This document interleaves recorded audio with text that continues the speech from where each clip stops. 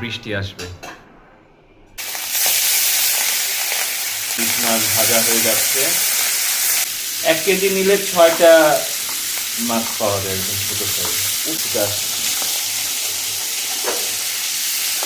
আমার এই জিনিসটা খুব, পেঁয়াজ আদা রসুন এগুলা দিয়ে বাটা।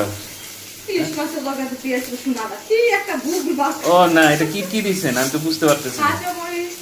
আর পেঁয়াজ সরিষা আর হলো যে রসুন। ও আচ্ছা,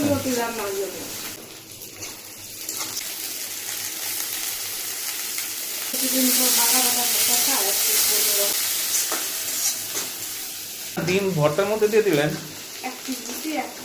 ভিডিও দেখি।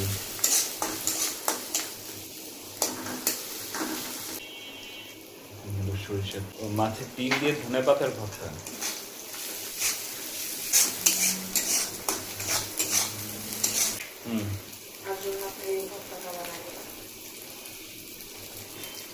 পুরো একটা মাছের টুকরা।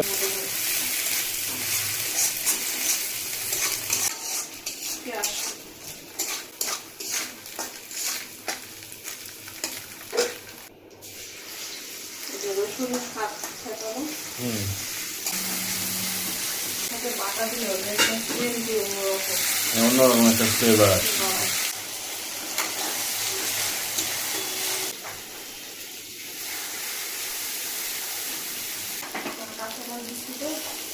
আর কুচুলতিটা একটু ঝাল না হলে ভালো লাগে না।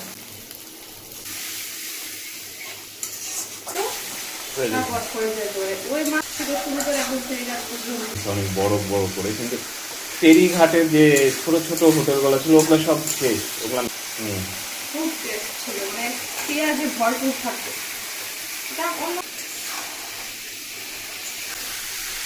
দেখতে অনেক সুন্দর।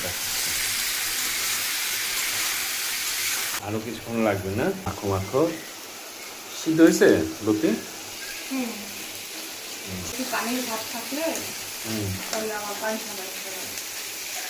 পানির ভাতটা সরা দিচ্ছেন। এই যে আমার ভাত বাড়া হয়ে গেছে।